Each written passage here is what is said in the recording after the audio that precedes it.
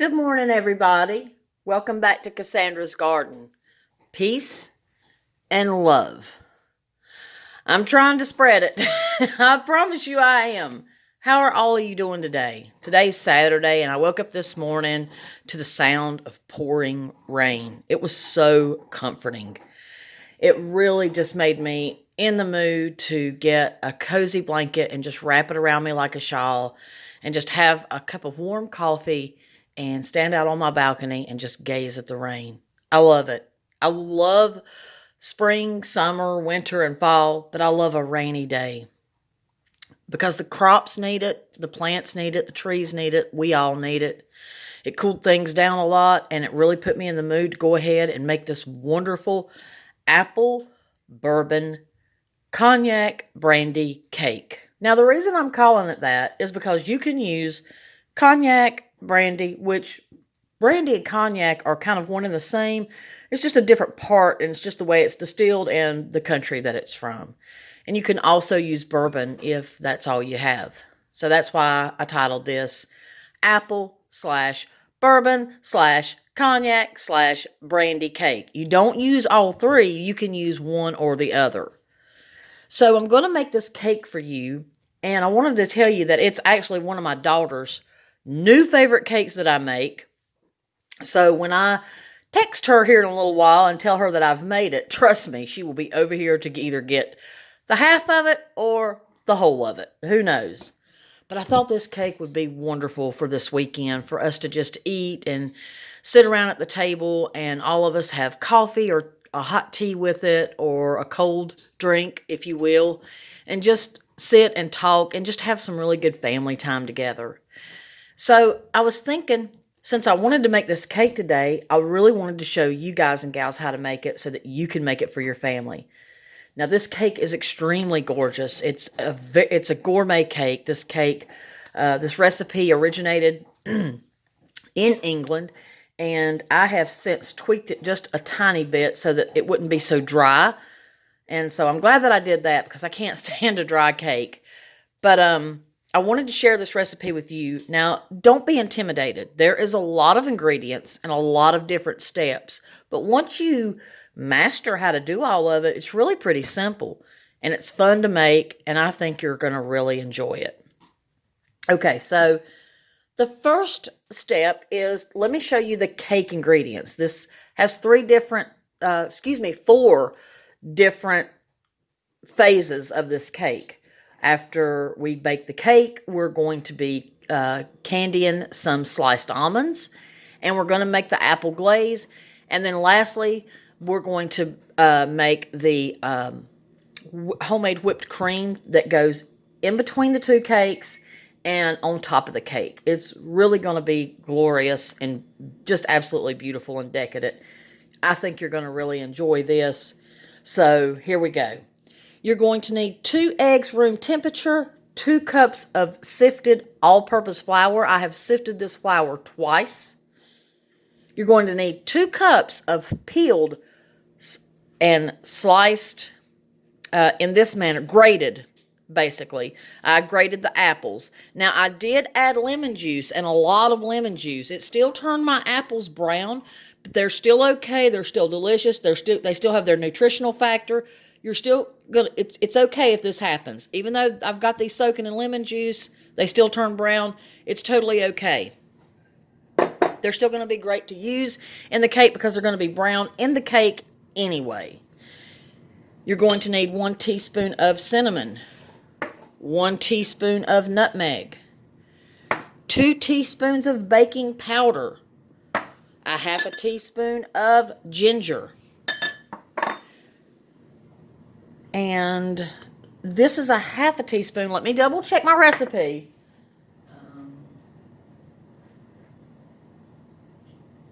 I was correct. A half a teaspoon of baking soda. So you're going to need 2 teaspoons of baking powder, but only a half a teaspoon of baking soda.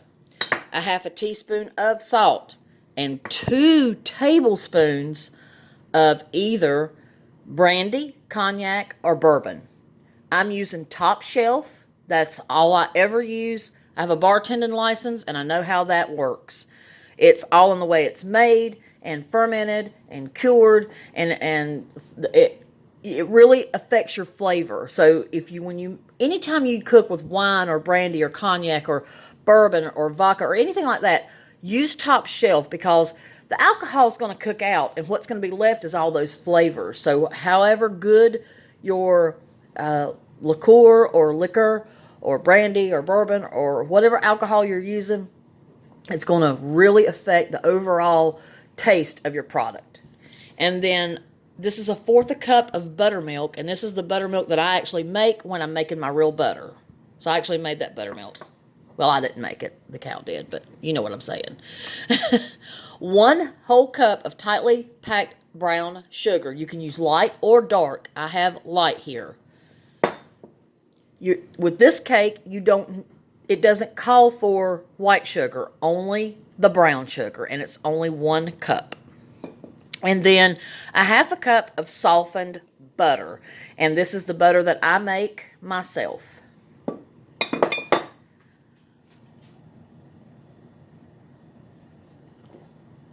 Now we're going to get started. I got to do a little rearranging so that I can bring my mixer over here. I really, truthfully, all of you guys, all you sweet guys and gals, truthfully, I need a bigger workstation. I really do. And I'm working on getting a bigger workstation for myself. But I really need a bigger workstation, and I really need a camera person to, film me while I'm making it, and film, go back and forth. So I'm working on it.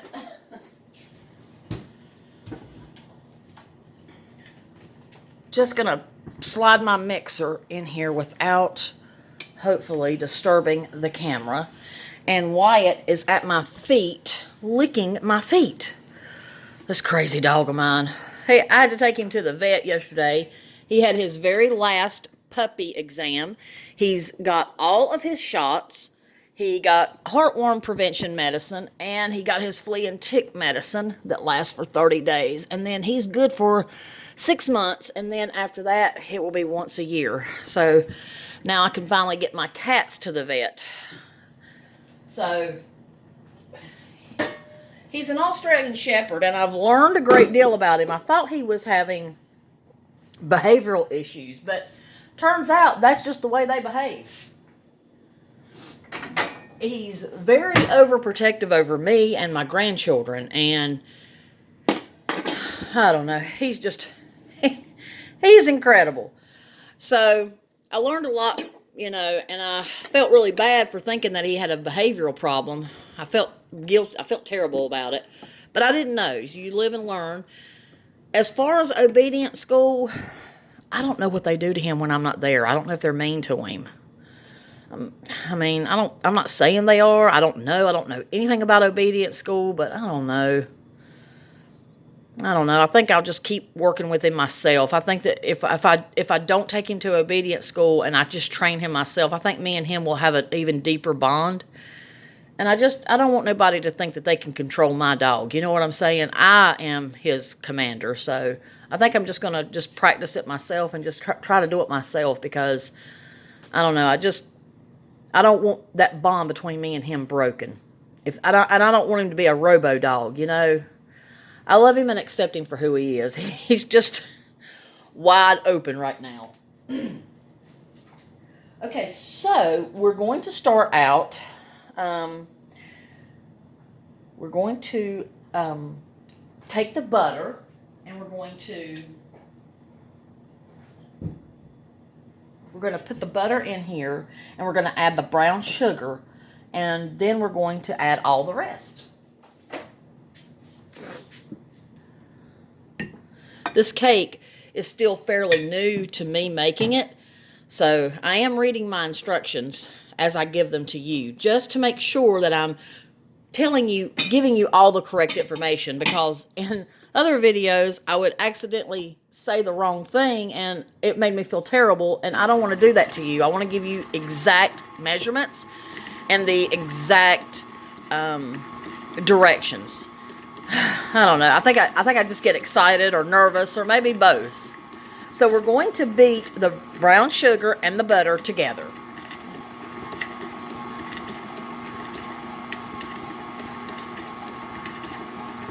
After we get a good little mixture going here, we're going to go ahead and add the 2 eggs, the room temperature. Make sure that they're room temperature, one at a time.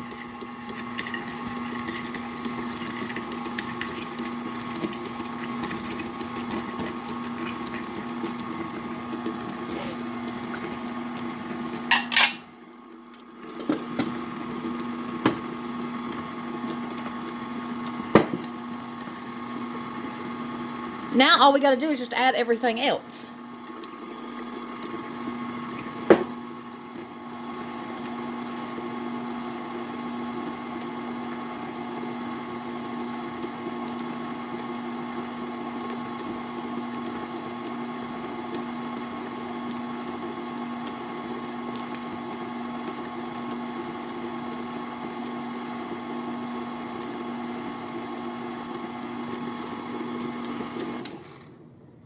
We're going to stop right here for 1 second.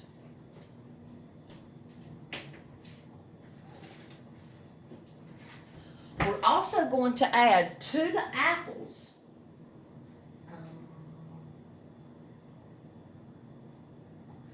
we're going to add 1 cup of sliced almonds. Now, at this stage with the almonds, we're not candying them right now. That's going to be for the top of the cake, but this is for the inside of the cake. So we need to add to the apples 1 cup of sliced almonds. And I'm measuring my almonds right now. And as if you know, those of you who cook like I do, you know that almonds are very expensive. However, I use them in several recipes. It's one of my favorite nuts, and I keep them on hand all the time, and I have found that the best way is to buy the pre-sliced almonds. So we're going to mix these up, and we're going to continue beating. So I'm just taking the sliced apples, shredded apples is what I did, and the sliced almonds. So the shredded apples with the lemon juice, 1 cup of sliced almonds in a bowl, and I'm just mixing it like this. You see what I'm doing here? Now, to that, we are going to add the brandy, or in my case, I'm using cognac, or bourbon, if that's all you have. So you just add that to the apples and the almonds.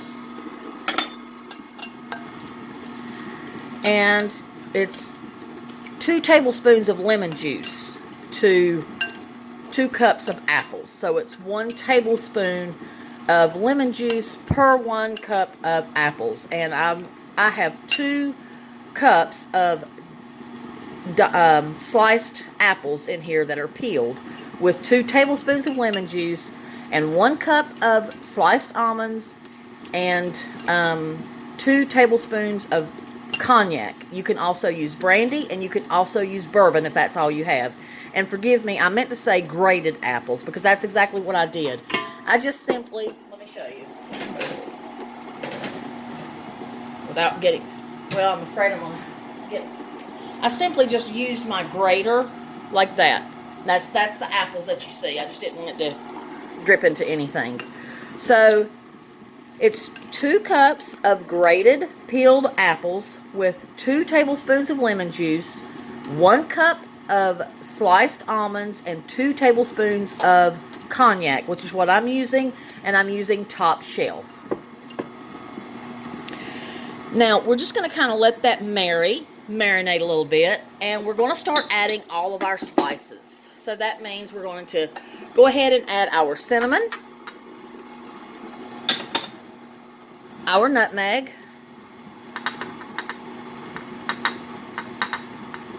and remember that's 1 teaspoon of cinnamon, 1 teaspoon of nutmeg, a half a teaspoon of ginger,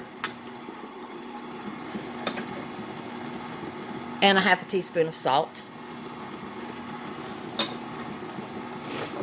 And this is 2 teaspoons of baking powder and a half a teaspoon of baking soda. We've got all of our spices in there, and I got to tell you guys and gals something. It is smelling some kind of good in here.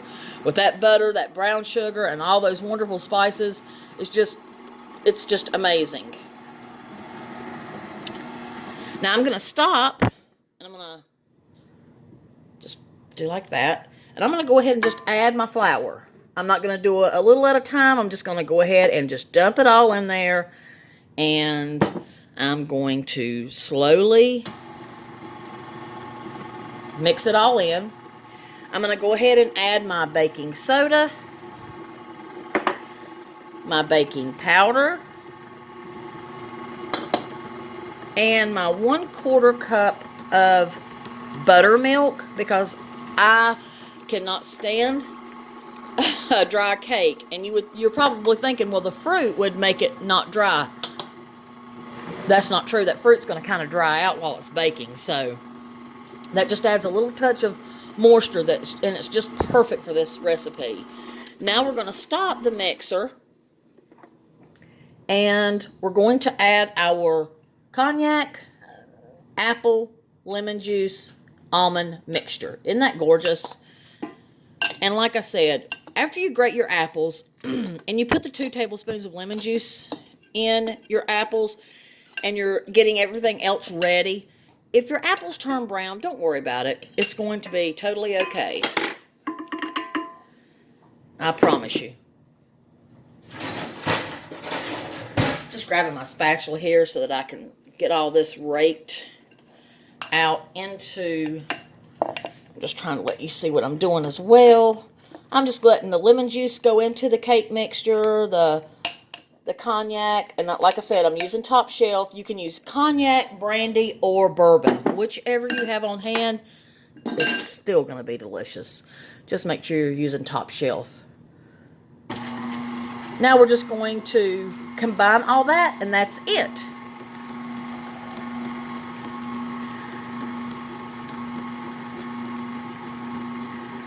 It smells so good, you guys and gals. I'm telling you. Woo.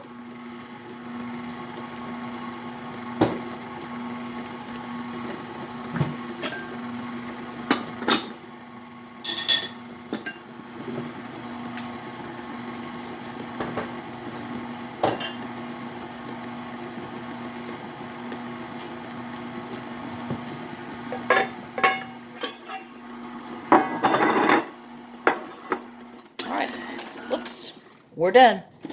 Okay, so we're going to let that just kind of fall off the paddle. And I'm using my cake release that I make. And I'm going to take 2 round pans. And I like them to be this shape. It's kind of a, I don't know, kind of an ovally round. You can use any shape that you prefer, but it's better to use the round for the way we're going to decorate it in the end. I've already got my oven set to 350 degrees Fahrenheit. And this is the best, the absolute best cake release. Now, we're not quite done. We are going to have to put parchment paper on these rounds. And I'm going to show you how to do that in part 2, because I'm almost out of time right here. And again, my oven's already preset, preheated to 350 degrees. We're going to bake our cake for about 30 minutes. And how much time do I have left? Not much. Okay, so I'm going to bring you back for part 2 and show you, what else that I have to do. So let me finish greasing this, and then I got to put the parchment rounds in, and then I'll come back and show you what else we're going to do. All right, I will be right back. I love all y'all. Thank you for your patience. I really appreciate you. Be right back.